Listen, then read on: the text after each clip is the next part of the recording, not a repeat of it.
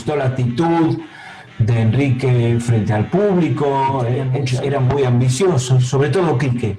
Y eso a mí me gustaba, me gustaban las letras que escribía Quique mucho. Creo que eso fue lo que más me gustó de todo. O sea, él, digamos que era un tipo muy abierto y las cosas que leía, los autores que leía, o sea, se veía que era un chico con muchas ambiciones intelectualmente. En un principio, cuando Gustavo Montesanos decidió ser productor, tuvo contacto por recomendación de un manager con Héroes del Silencio. Vinieron ellos y le mandaron una serie de maquetas, un par de canciones. Gustavo Montesanos no se sintió muy convencido, pero la fama de Héroes del Silencio trascendía de Zaragoza. Una vez ya estando y observándolos en la sala en bruto, fue ahí donde quedó él impresionado y decidió firmarles un contrato. Y una de las impresiones que más impacto creó en Gustavo Montesanos fue la actuación de Enrique Bunbury, el cual dijo contundentemente ese día que si no recibía el apoyo de todos los que estaban presentes ahí, era la última vez que tocaban. Todo ese tipo de situaciones o de circunstancias dejaron muy asombrado a Gustavo Montesanos, y la actitud de Enrique Bunbury no pasó desapercibida para él, y vio el enorme potencial que tenía la banda liderada por Enrique Bunbury. Está clarísimo que el motor del grupo era Enrique. No me refiero estilísticamente ni artísticamente, me refiero al carácter. Hay que hacer esto, el que te pone las pilas, el que te llama a la mañana, che, vamos a hacer. Él se preocupaba de esas cosas. Che, te mando la foto, che, vamos a tal lugar, che, no sé qué. Los otros son como más laid back.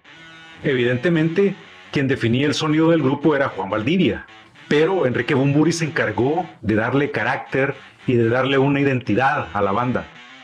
Gracias al carisma y carácter de Enrique Bunbury, y por no decir a su genialidad, el grupo logró tener una identidad, y eso también les ayudó a trascender por toda Europa.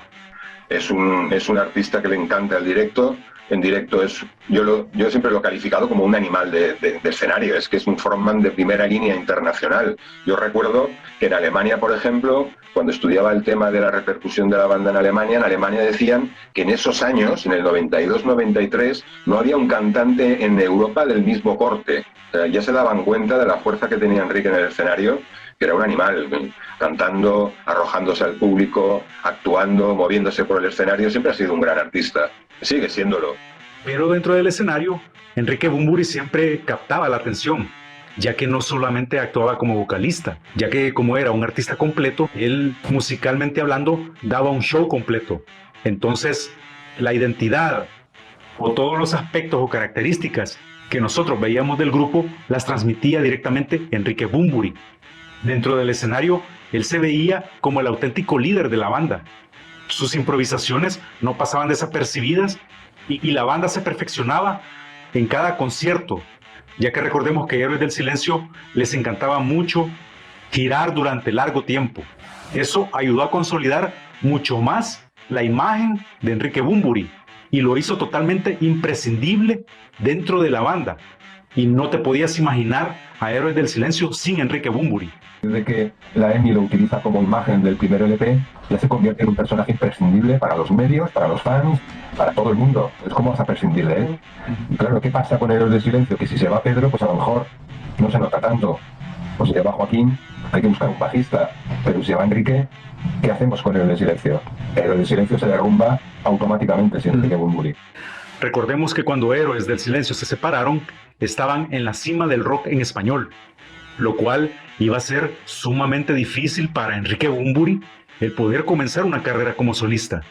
Probablemente lo sabía o probablemente no, pero aún así le dio rienda suelta a su creatividad. Chocó contra la pared con Radical Sonora, pero aún así siguió adelante y logró forjar una gran carrera hasta el día de ahora, con una nueva horda de fanáticos, lo cual para nada fue fácil y se encontró con muchos percances en el camino. Tardó años, pero logró consolidar una carrera y un estilo musical propio. hombre, al principio le costó también a él arrancar su carrera en solitario, por eso te digo que es un tipo con muchos huevos, con mucha determinación y muy tosudo, ¿no? Porque separarte de un grupo como ese, imagínate, le costó arrancar, después le costó 2 o 3 años.